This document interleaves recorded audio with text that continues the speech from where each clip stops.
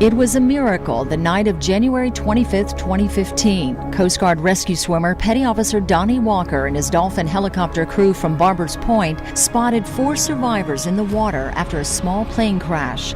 The pilot had ditched the Cessna about 10 miles off Leeward Oahu after running out of fuel. But finding them wasn't easy. They'd been searching over the plane's last known location for 12 minutes in 10-foot seas in less than favorable conditions. Did probably 2 circles, weren't seeing anything, any debris, any signs of anything at all. And then out the right side of the window, I was looking out, and under the night vision goggles, I was able to see a really small light come on. I've seen those small saltwater activated lights, and I've often kind of like laughed at, like, you know, who is this going to save, this silly little light? But yeah, proven wrong.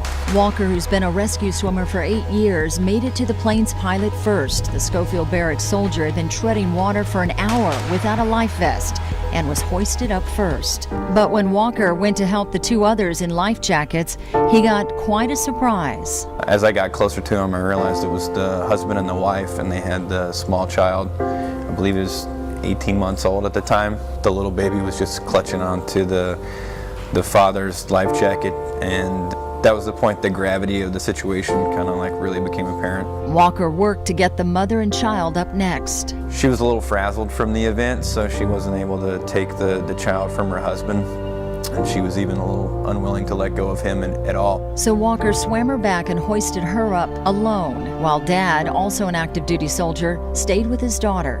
But getting them hoisted up was intense. We got the last 2 out on one hoist. I moved the father over to the basket, and then while he was climbing in, I actually had to hold his child like up and out of the water, and then get him in the basket, and then I handed her to him, and that was it. They went free and clear of the water, and you know, I breathed a pretty good sigh of relief at that point.